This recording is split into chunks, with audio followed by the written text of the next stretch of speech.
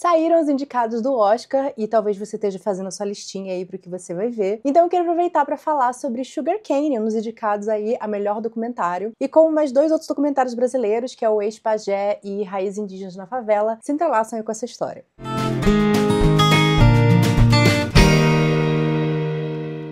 Sugar Cane foi dirigido pelo Julian Brave Noisecat e a Emily Cassie. O filme fala sobre a ferida aberta que são os internatos católicos para crianças indígenas nos Estados Unidos e no Canadá. Se você não sabe o que é isso, se você nunca ouviu falar ou se você sabe pouco, pega um cafezinho, vamos conversar, porque isso tem a ver com o Brasil também. Então o filme abre com o Julian visitando um local onde ficava um desses internatos e ligando pro pai dele dizendo assim: "Feliz aniversário, eu tô aqui no lugar onde você nasceu". E é isso que vai costurar a narrativa dessa história. Porque quem foi enviada para esse internato foi a avó do Julian. E como assim uma criança nasceu nesse lugar? Para quem não sabe, a partir de 1894, o Estado canadense forçou as populações indígenas a entregarem as suas crianças para esses internatos. Eram internatos criados pelo governo, mas administrados em sua maioria pela Igreja Católica. A gente também teve alguns administrados pela Igreja Anglicana, e eram pouquíssimas as exceções que só o Estado era responsável. Diferente do que muitas pessoas ignorantes acreditam, os indígenas da América do Norte não foram exterminados. Inclusive é uma retórica que eu vejo bastante. É que no Brasil fizeram errado porque não exterminaram os indígenas, né? Que nem fizeram nos Estados Unidos. Gente, a população indígena dos Estados Unidos é de 6,6 milhões de pessoas indígenas. Isso é um número por baixo, porque lá eles têm a questão do Blood Quantum, que se vocês quiserem eu posso explicar mais sobre isso na frente. Eles têm a questão do etnocídio, eles têm a questão do enrollment, que são todos mais etapas para você ser oficialmente indígena. Ou seja, tem muita gente que é indígena lá, que é indígena de outros povos que não são reconhecidos pelo Estado, né, dos Estados Unidos. Ou seja, essa população é muito maior. Esse é um número 6 vezes maior da população indígena contabilizada no Brasil. Mas assim como nos Estados Unidos, a gente também sofreu aqui a questão do etnocídio e o reconhecimento indígena também passa por suas complexidades. Então, o número que aparece no IBGE também é menor do que a realidade. Não houve o extermínio total de indígenas na América do Norte, mas não foi por falta de tentativa, né?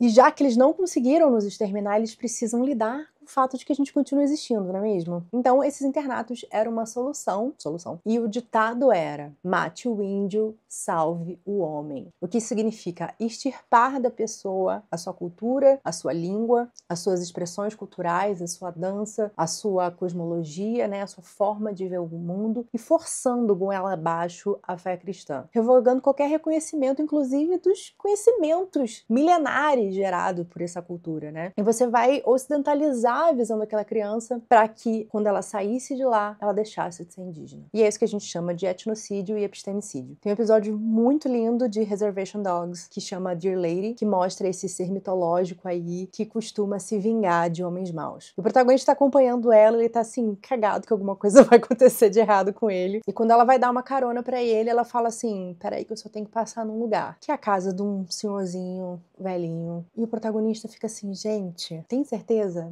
Não quero participar disso. Ele tá um pouco chocado, assim, porque é apenas um senhorzinho, né? Só que aí o episódio vai intercalando com a história dessa criança que é levada para o internato, que vai passando por todo esse processo de apagamento, de violência. E conforme a história progride, a gente vê essa menina fazendo amizade com uma outra criança que ensina ela a sorrir, apesar de todo o trauma que eles estão vivendo juntos. E no final do episódio, a gente descobre que o tal velhinho que ela tá indo atrás era um desses padres do internato, responsável por todo aquele abuso. A série traz uma versão fictícia da história real que é mostrada no documentário. A diferença é que hoje sobraram pouquíssimos padres vivos para pagar o preço dos seus crimes. Em 2007, vários sobreviventes entraram com uma ação contra o Estado do Canadá e eles conseguiram compensação financeira por tudo que eles passaram dentro dessas instituições. Mas tinha um pedaço dessa história que só se confirmou nos últimos 5 anos. O governo assumiu a responsabilidade pelos abusos físicos e psicológicos, mas essa uma coisa aí que os anciões falavam há anos que acontecia nesses lugares ainda não tinha comprovação, que era a morte de crianças indígenas dentro desses internatos. Então o documentário acompanha a investigação e a descoberta de covas sem nome, nos aos arredores dessas escolas. Uma delas, inclusive, a em que o pai do Julian nasceu. Uma das sobreviventes dessa escola, inclusive, que aparece no documentário, ela desde os anos 80 luta para que essa história viesse à tona, para tentar trazer essas crianças de volta para casa. E em 2022, os jornais finalmente começaram a se manifestar e o governo do Canadá assumiu a culpa sobre essa parte também. E a descoberta dessas covas em uma das escolas abriu precedente para que o terreno de todas essas escolas fossem investigadas. E foi comprovado que crianças indígenas foram torturadas, assassinadas e enterradas sem nome, sem voltar para suas famílias onde elas pudessem ser veladas e ter seus ritos de passagem. Foi montada uma comissão de reconciliação que por 10 anos percorreu todo o território canadense, coletando relatos. Foram mais de 7.000 depoimentos. Mas mesmo assim, uma pesquisa de 2020 comprovou que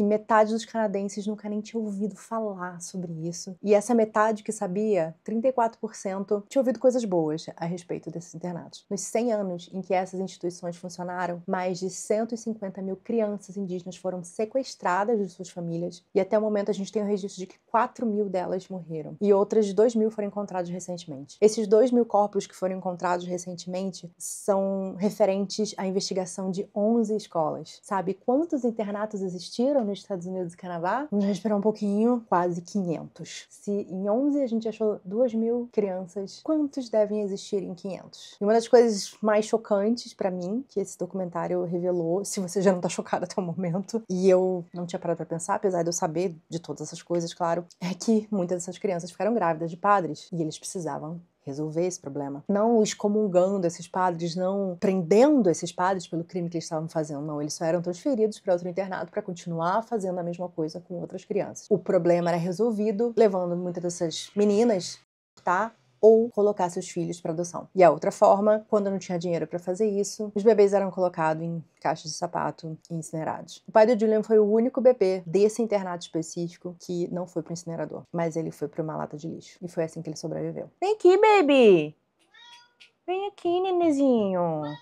E a gente pode pensar que essas atrocidades estão no passado, mas a última dessas escolas fechou em 1997. Eu já tinha quase 10 anos. Então eu não tô falando isso tudo só pra chocar vocês, pra ficar, meu Deus, que horrível, que absurdo. O choque pelo choque não muda muita coisa. Eu vejo esse documentário como uma demonstração da falta de responsabilização dos responsáveis e a reparação para as comunidades. Acima de tudo, essa é uma ferida aberta que afeta as futuras gerações. Quando a gente fala que não existe meritocracia de verdade, é porque como que a geração do Julian, por exemplo, vai prosperar se ele tem que lidar com o trauma do pai dele, que foi uma criança encontrada na lixeira porque a mãe dele foi levada para um internato, silenciada, usada por um padre? Como é que a gente chega aqui nesse mesmo ponto que todo mundo, quando a gente ainda tem uma ferida aberta que atravessa gerações? Before we went to residential school, everybody spoke the Secwepemc. It was only Secwepemc team, you know, in the community, nothing else, no SEMA. And then we were taken to the residential school. We were trying to get that, you know, out of us, and just so much stuff, you know. Some of the stuff that I should have, you know, talked about.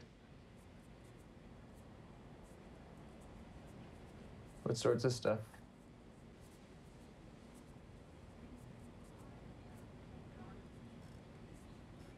Quando que a gente prospera? Quando os nossos pais foram desumanizados porque os nossos avós foram desumanizados. Tem um momento muito forte no documentário em que o Julian, conversando com o pai dele, confronta ele por ele não enxergar que ele fez com o filho dele exatamente o que a mãe fez com o filho. O pai dele abandonou ele porque a mãe abandonou ele. E para curar isso é muito difícil porque o trauma, ele literalmente se infiltra no nosso DNA. A vergonha que a avó do Julian aprendeu, ela precisa de gerações para ser desaprendida. Your mom won't share? No, Hurts her. it's too much. I felt dirty as an Indian all my life in residential school.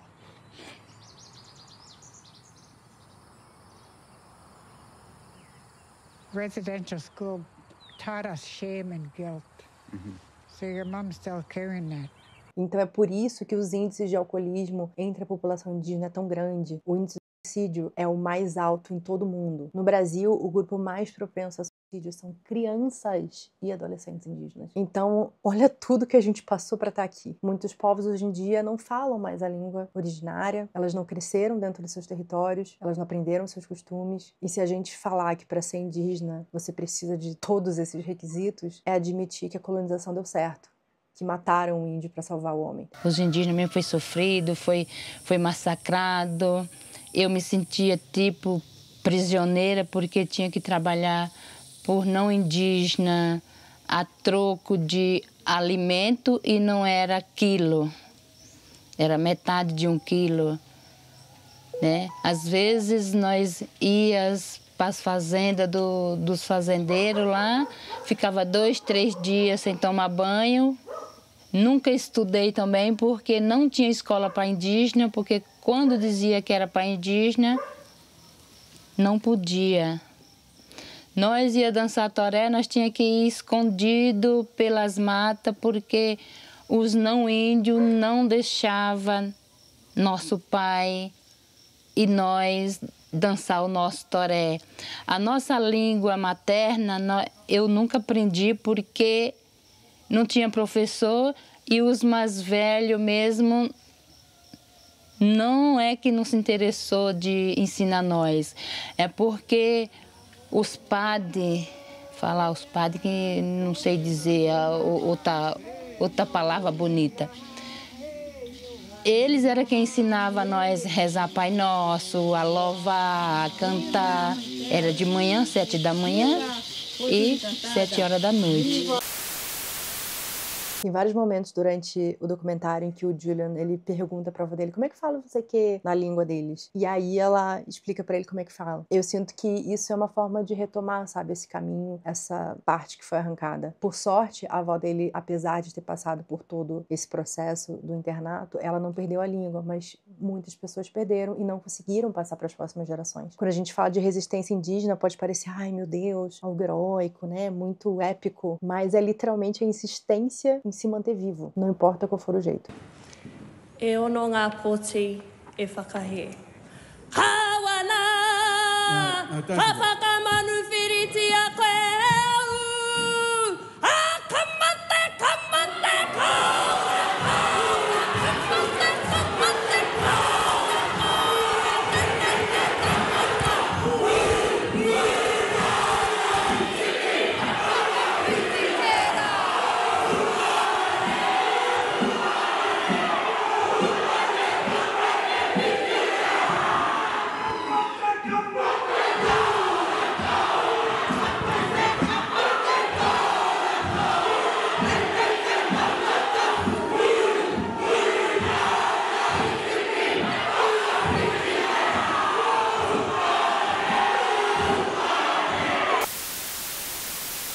E algo que a Naya Vitória faz muito bem no documentário dela, né, como eu falei, Raízes Indígenas na Favela, é mostrar como a resistência indígena está aqui bem debaixo dos nossos olhos na cidade.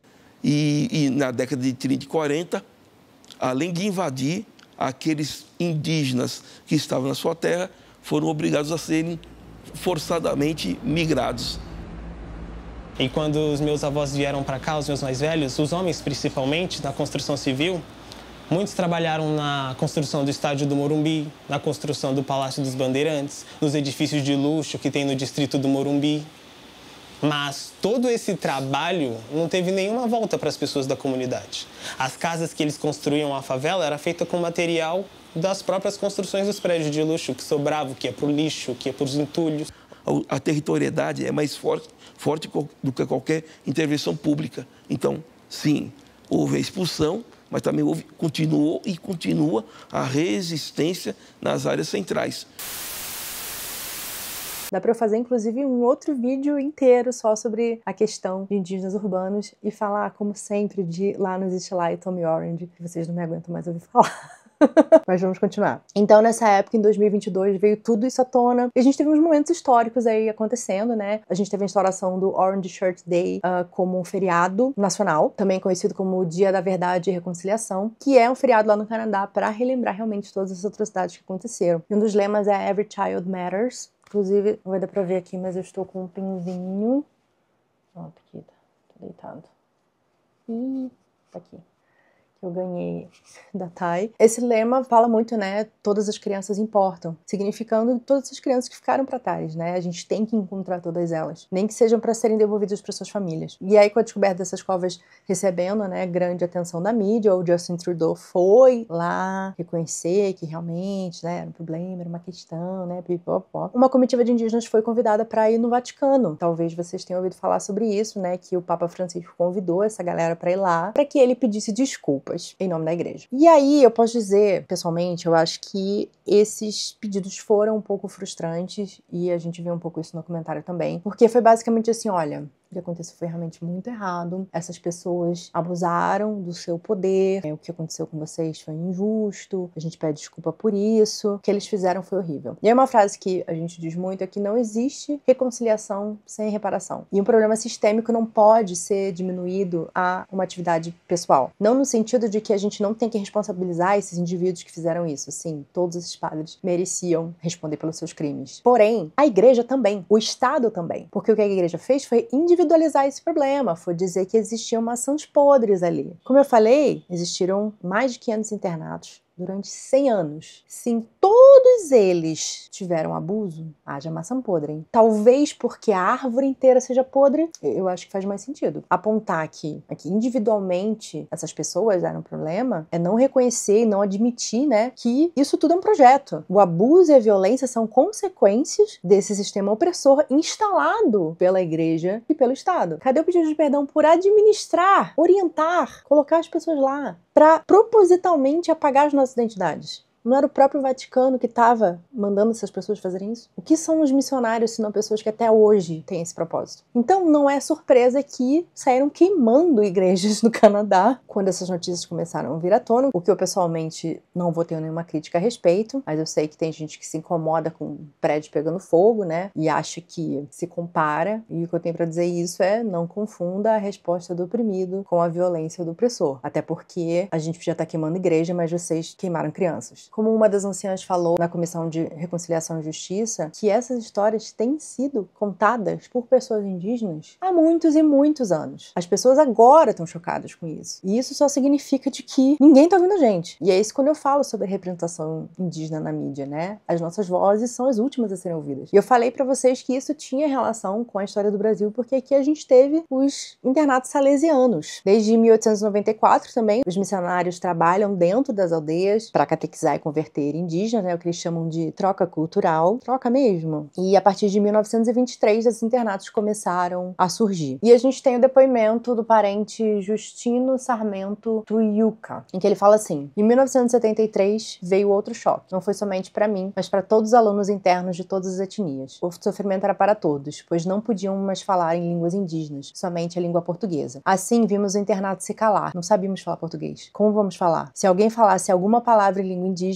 alguém já denunciava. Isso gerava muitos castigos. Os castigos mais comuns eram: se você falasse a língua indígena pela manhã, ficava sem almoço, às vezes até sem a janta. Se falasse pela tarde, ficava sem a janta e sem o mingau da manhã. Só que na hora que todos estavam almoçando ou jantando, tínhamos que rachar ou carregar a lenha. Se falássemos de noite, ficávamos em pé ao lado da rede. Se falássemos durante o tempo dos trabalhos, o castigo era ficar mais tempo enquanto os outros iam embora. Se fosse durante o tempo de estudo, tinha que ficar estudando em pé. Com esses métodos, nos ensinaram a falar a língua portuguesa, símbolo do progresso e da civilização. Muito civilizado, né? Esse processo de educação. Assim que aprendi a falar o português, já se considerava branco e considerava quem não aprendia de índio. Nós fomos incorporando essa mentalidade a tal ponto de acreditar que o estudo e a língua portuguesa nos tornavam brancos. Esse é o etnocídio. E se a gente considerar que até a Constituição de 88 a identidade indígena era considerada transitória, ou seja, a gente só existia para deixar de existir, assim, a partir do momento em que a gente fosse assimilado, ou seja, que a gente sofresse etnocídio, a gente ia perder a nossa identidade indígena. E não é à toa isso, tem um propósito. Tem outro trecho também que eu separei, porque ele tá falando aqui de epistemicídio. A permanência no internato começava no mês de março e ia até o fim do mês de outubro. Ficávamos com a família apenas durante 4 meses. Esse curto tempo de permanência com a família não não dava para aprender as tradições da cultura tuiuca. O ritmo de internato não favorecia os jovens, o aprendizado das culturas autóctones, pois também se proibiam de realizar as cerimônias e rituais indígenas nas aldeias. Então, não bastasse dentro dos internatos, também nas aldeias eles proibiam. O cristianismo tornou-se controlador das tradições indígenas, danças, rituais, cerimônias. As atividades e os promotores, mestres de cerimônias, mestres de dança, os pajés, eram considerados como propriedade do diabo e sinal de atraso. Em algumas aldeias, eles praticavam as escondidas. Tanto no Canadá, quanto nos Estados Unidos, quanto no Brasil, esses processos promovidos pela igreja nunca eram desvinculados do Estado, porque para o Estado era interessante isso. Segundo o Dr. Mário Gomes da Costa, que é professor adjunto da Universidade do Amazonas, ele falou o seguinte: é nesse contexto que a ação missionária salesiana, no século XX, prossegue sob o imperativo da ótica jesuítica, acrescido da geopolítica do Estado republicano de controle de terras e populações da faixa de fronteira. Registrem isso, controle de terras. Inspirada na tradição católica, a congregação salesiana adotou a institucionalização e o disciplinamento de crianças indígenas como uma das estratégias para converter e civilizar os adultos. Segundo os salesianos, reconheciam que os adultos não recusavam explicitamente os ensinamentos católicos, mas permaneciam renitentes em seus costumes diabólicos e selvagens, situação que levou os missionários a apostar todo o seu empenho nas futuras gerações. E é assim que a gente chega nessa população que é indígena e não se reconhece mais como indígena, pois acreditavam que era desejável forjar o futuro em novas bases socioculturais através das crianças. Então, gente, eu gostaria de dizer que isso ficou no passado, mas como o próprio documentário demonstra, a gente sabe que não. A própria igreja católica mesmo tentou evangelizar e muitos que não aceitavam era morto, né? Muito de nós era proibido de falar a língua, era proibido de assumir um nome indígena, por exemplo, né? Tinha que negar para poder ser aceito. Então, muita gente negou a sua própria identidade, né? Para poder evitar o preconceito ou mesmo para evitar ser morto. Por mais que essas escolas tenham fechado, a colonização dos nossos corpos ainda não acabou. Até hoje, 2025, a gente tem missões salesianas, evangélicas, se infiltrando nas aldeias numa velocidade alarmante. As nossas casas de reza são incendiadas. As nossas anciãs, nossas pajés, nossas cuiãs, que são responsáveis pelas nossas espiritualidades e sabedorias, são chamadas de bruxas e violentadas. Tradições milenares são distorcidas por lideranças de extrema-direita, objetivo de manter a tutela e nos manter à margem da sociedade. As abordeias hoje em dia são bem capciosas, porque elas vêm ali com uma coberturinha, ali um granulado de caridade, já que muitas populações são vulneráveis, né, por tudo isso aí que a gente conversou, além de outras coisas que eu nem cheguei a tocar, mas você traz ofertas de roupas, de comida, de remédios, muitas coisas que às vezes até inclusive dia de salão de beleza que ninguém pediu, mas nunca sem água em troca. A casa de Deus é muito generosa. Você pode ter tudo isso. O único preço é o seu espírito. E é por isso que eu fiquei bastante frustrada quando eu vi o filme Ex-Pajé, né, que é um documentário do Luiz Bolognese. E a gente acompanha esse processo aí de um pajé do povo Paiter Suruí. Mas pra mim, muita da força desse filme se perde pelo olhar do diretor, que é um olhar muito antropológico, de objeto de estudo. Ele tá mais preocupado em registrar essa vivência exótica aí desse povo que come macaco, do que de fato fazer um registro e sustentar um argumento. Ele, na verdade, pra mim, não tem ponto de vista nenhum. Ele se chama Ex-Pajé, mas ele fala muito pouco sobre essa violência. E já Sugar Cane foi dirigido e produzido por uma pessoa indígena. O olhar é muito pessoal, é muito sensível, é muito direto no que ele quer expor. O Raiz Indígenas na Favela, também é dirigido por uma mulher indígena, ele tem o nosso ponto de vista, a nossa história é central. E em Ex-Pajé, os indígenas nunca estão fazendo parte da narrativa de forma ativa. O papel deles é passivo, eles estão sendo só observados. O que não surpreende pra mim, né? Afinal, o Luiz Bolognese não é indígena. E mesmo que o documentário comece ali com uma citação super forte sobre etnocídio, o filme não se aprofunda sobre isso. E aí o contraponto que eu tô fazendo aqui entre Sugar Cane e Ex-Pajé não é um filme canadense é muito melhor do que um filme brasileiro. O contraponto aqui pra mim é o olhar indígena e o olhar não indígena. E se você me acompanha aqui faz tempo, você sabe que eu falo sempre sobre isso. E por que eu comentei aqui que o etnocídio é um projeto, né? É uma coisa em andamento, ele tem um propósito. Porque a gente sabe que a catequização, ela anda de mãos dadas com a colonização. E como nós indígenas gostamos de dizer, a treta é sobre território. Aloha, the indigenous people of these islands. Aloha to you. My love to you because you are still here. The intention was to kill every one of us. And we are still here 100 years to the day that the racist American country took our sovereignty.